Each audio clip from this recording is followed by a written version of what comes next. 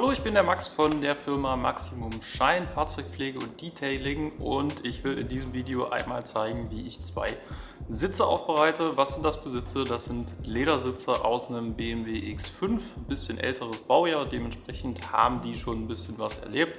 Das sieht man auch sehr schön. Der Beifahrersitz, das ist hier der rechte zu meiner Seite, der sieht noch ein bisschen besser aus, wenn man sich dann den von der Fahrerseite anguckt. Natürlich, das ist der am meisten Belastung abbekommt. Dementsprechend haben wir hier schon so ein paar Falten und auch ein paar Kratzerchen. Ein bisschen Farbe fehlt hier quasi schon. Und wir werden die Sitze aufbereiten, so gut es geht an der Stelle. Wir haben natürlich auch hier wieder einen Kunstleder, das es aufzubereiten gilt. Das ist gar nicht so einfach. Wer das schon mal gemacht hat, wird wissen, ja, nachfärben ist das eine, aber halt reparieren ist dann auch wieder das andere. Was werden wir machen? Also, wir fangen auf jeden Fall an mit einer gründlichen Reinigung. Das heißt, wir holen erstmal den ganzen Talg und Schmutz, der auf den Sitzen ist, runter. Dann als nächsten Schritt werde ich auf jeden Fall versuchen, die Falten ein bisschen auszuschrumpfen. Das heißt, wir arbeiten hier dann einfach mit Hitze und versuchen das Ganze quasi ein bisschen auszumassieren, damit quasi sich diese Stellen wieder vernünftig entspannen und ein bisschen die Form von früher annehmen, damit wir die Falten zumindest ein bisschen rausbekommen. Dann sieht es auch insgesamt ein bisschen besser aus. Dann anschließend, ja, wirklich Schadstellen haben wir hier nicht. Das ist schön, weil dementsprechend gibt es jetzt hier nicht großartig was zu reparieren. Wir haben nur so ein paar oberflächliche kleine Kratzerchen. Alles andere wird so bleiben, wie es ist. Wir fangen hier nicht an, irgendwelche Mini-Falten auszuspachteln oder so. Das ist ja gar nicht das erklärte Ziel. Die sind ja noch in relativ gutem Zustand. Dementsprechend werden wir hier die Oberflächen einfach neu einfärben. Das heißt, die bekommen ein frisches Schwarz und natürlich auch eine frische Schutzschicht, also dieses Topcoat, was dann am Ende draufkommt, was quasi so wie so ein Klarlack für die Lederprodukte ist. Kommt hier drauf, da wir hier große Flächen haben, werden wir hier einfach nicht tupfen, wie ich es beim Lederlenkrad häufiger mache. Ich verlinke euch hier mal wieder das Video dazu. Gibt ja mehrere Videos dazu, habe ich gemacht. Nee, wir werden hier tatsächlich dann sprühen, also wir werden das Ganze mit der Farbsprühpistole auftragen. Das macht sich ja einfach viel besser und wir haben natürlich auch ein viel gleichmäßigeres Ergebnis dann. Was auch schön ist an der Stelle, man trägt weniger Produkt auf, aber trotzdem genügend. Das ist ja so ein Kompromiss, sagen wir mal. Bei einem Lederlenkrad, das glatt ist einem das herzlich egal, ob da ein bisschen mehr Produkt oder weniger drauf ist, aber hier wollen wir die Narbung natürlich auch weiterhin erhalten und nicht ertränken in Farbe. Das sollte auf jeden Fall klar sein und je mehr Farbe man aufträgt, desto länger braucht es dann auch zu trocknen. Natürlich kommt am Ende auch noch eine Pflege drauf. Dann stehen die Sitze quasi noch bis nächste Woche, bis der Kunde sie abholt. Aber wir fangen jetzt erstmal an mit dem allerersten Schritt und der heißt Reinigung. Ich nehme zur Reinigung den Lederreiniger Stark. Der ist von der Firma Colorlock. Das ist der, ich sage jetzt mal, stärkere. Die haben auch einen milden, aber wir haben hier Sitze, die weit über 10 Jahre alt sind, die es auf jeden Fall nötig haben und dementsprechend nehmen wir hier gleich den starken. Wir färben ja hinterher sowieso nach. Das heißt, wenn jetzt hier irgendwie ein bisschen zu viel Dreck quasi abgeht, dann ist das gar nicht so schlimm. Wir färben ja nachher nach. Also, womit trage ich es auf? Ich trage es hier mit so einem Scrub-Pad auf. Das findet ihr übrigens auch in meiner Linkliste, genauso wie den Lederreiniger. Könnt ihr euch den selber holen und könnt auch eure eigenen Sitze damit reinigen.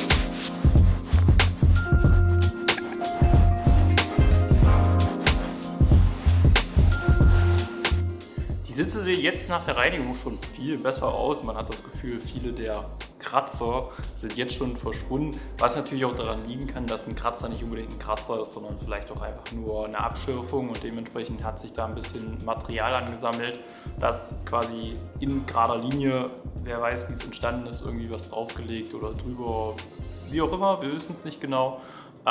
Und das macht dann den Anschein eines Kratzers. Wenn man natürlich diese Farbe entfernt, dann ist natürlich auch der Kratzer weg. So, jetzt werden wir das Ganze versuchen ein bisschen zu schrumpfen. Das heißt, wir versuchen die Falten ein bisschen zu entfernen. Hier bei dem werden wir das natürlich nicht machen, denn der hat nicht wirklich welche. Aber hier bei dem Fahrersitz, da werden wir mal gucken, was wir da noch reißen können. Man kann nicht erwarten, dass der Sitz hinterher ist wie neu, aber eine Verbesserung können wir da auf jeden Fall erwarten.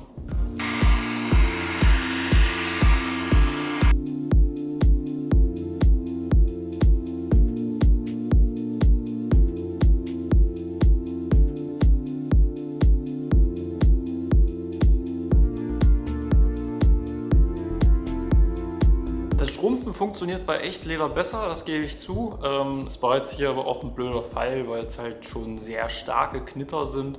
Und da wird sich das Material bzw. halt dieser Stoff, der da drin ist, der wird schon so geschädigt sein, dass sich hier kaum noch ein wünschenswertes Ergebnis präsentieren lässt. Außer man gibt den Sitz halt zum Sattler, das ist dann quasi die Notlösung. Wie gesagt, ich habe es gesagt, es wird nicht perfekt an der Stelle. Aber jetzt kommen wir zu dem Teil, der auf jeden Fall was bringen wird, und zwar das Neufärben. Das Neufärben machen wir wie folgt. Erster Schritt ist erstmal die Sitzflächen entfetten, weil ohne Entfetten hält keine Farbe. Ich habe ja jetzt auch mit den Händen da drauf rumgefingert. Das heißt, auch der Teil von meinen Händen ist jetzt quasi wieder am Sitz. Der kommt erstmal ab. Danach kleben wir die Sitze ab, also alles, was nicht lackiert werden soll, also alle Kunststoffe ringsrum. Zum Beispiel den Tisch werde ich auslegen mit Pappe, den will ich ja nicht lackieren. Und dann kommt schwarze Farbe drauf, beziehungsweise erst eine Haftgrundierung, dann kommt schwarze Farbe drauf, dann kommt Topcoat drauf. Und wenn der trocken ist, können wir noch eine Versiegelung drauf machen, damit es auch lange wieder schön aussieht. Los geht's. Ja, entfettet wird mit dem Lederreinigungsbenzin. Das ist dafür gemacht. Ihr nehmt euch ein weiches Tuch, am besten ein Mikrofasertuch. Nehmt nicht so einen blauen Lappen aus dem Autobedarf, den man im Motorraum zum Öl abwischen nimmt. Nehmt lieber wirklich ein weiches Tuch.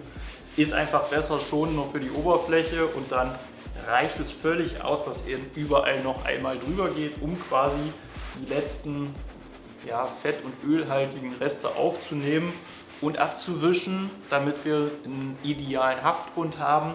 Wenn ihr dann abklebt, lasst die Handschuhe an, denn die Handschuhe schützen quasi dann vor wieder Einfetten, sonst macht ihr das Ganze nochmal.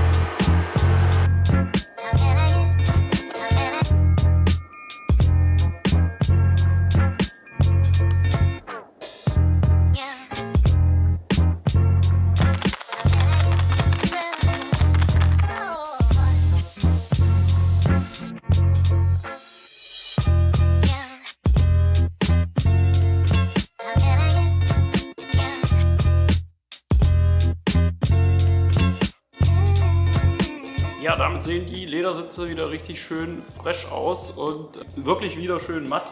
Die ganzen die ganzen Kratzer sind jetzt verschwunden. Durch das matte Finish gehen Makel auch eher unter. Deswegen nimmt man zum Beispiel auch matte Wandfarbe und nicht glänzende Mattfarbe, weil umso glänzender eine Oberfläche ist, umso mehr sieht man jeden Makel. So. Also, wir tricksen quasi mit der Optik ein bisschen. So, damit das optisch auch lange jetzt so bleibt, kommt natürlich noch eine Versiegelung drauf. Passend zum Kunstleder nehmen wir hier eine Kunstlederversiegelung. Das Ganze wird mit so einem Schwämmchen aufgetragen, 2 sparsame Schichten und dann bleiben die Sitze auch erstmal lange so, wie sie jetzt aussehen.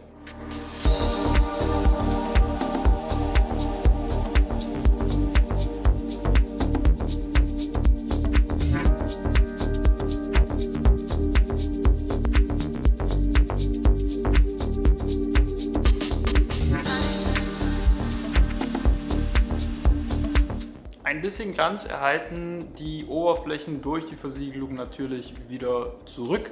Also es bleibt nicht so ultra matt, wenn ihr die Versiegelung aufbringt, auch wenn die natürlich einzieht und ablüftet. Also es sieht jetzt noch glänzender aus, als es dann am Ende ist.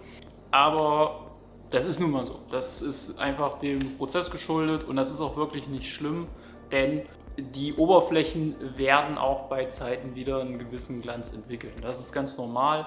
Auch eine Neufärbung hält natürlich nicht unendlich, aber sie hält natürlich eine ganze Weile. Also das ist auf jeden Fall klar, auch bei den Lederlenkrädern. Aber hier kommt es natürlich auch wieder darauf an, wie viel benutzt ihr das. Also wie viel Belastung ist einfach auf diesen Sachen. Und wenn zum Beispiel der Beifahrersitz jetzt gar nicht mehr benutzt wird, weil da nie jemand sitzt, dann wird er natürlich sehr lange so schön bleiben. Wenn aber auf dem Fahrersitz zum Beispiel jetzt jeden Tag jemand sitzt und jeden Tag 500 Kilometer fährt, na gut, kann sich jeder denken, was dann passiert.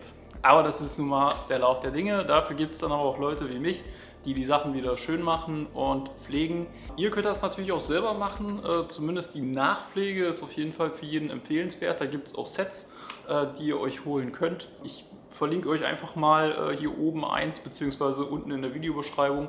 Das könnt ihr euch einfach mal holen. Das ist wirklich easy und damit könnt ihr quasi selber die Lebenszeit eures Leders sehr verlängern und auch die Optik sehr lange viel besser erhalten. Denkt dran, regelmäßige Pflege ist hier wirklich das Stichwort. Bei Ledersitzen 1- bis 2 Mal pro Jahr. Es wäre tatsächlich wünschenswert für das Leder, damit es möglichst lange hält.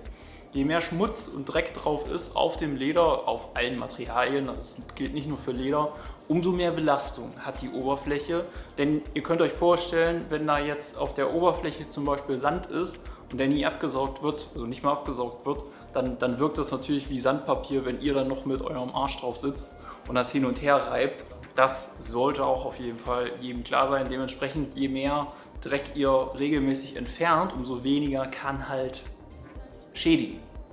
So, die Sitze sind wieder sehr schön, die stehen jetzt aber noch wenigstens einen Tag, bis der Kunde die abholt, damit er die natürlich auch wirklich getrocknet abholt und nicht so leicht feucht. Das wäre natürlich nicht gut an der Stelle und deswegen stelle ich die gleich noch beiseite und dann kann der Kunde die quasi fertig abholen, kann die direkt einbauen und auch direkt nutzen. So viel zum Nachfärben der Ledersitze. Wenn es euch gefallen hat, gerne Daumen hoch. Ansonsten gerne den Kanal abonnieren, wenn ihr auf das Thema Fahrzeugpflege steht.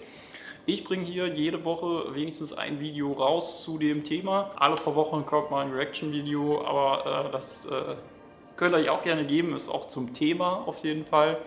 Ansonsten sehen wir uns kommende Woche zu einem neuen Video wieder. Bis dahin, macht's gut. Ciao.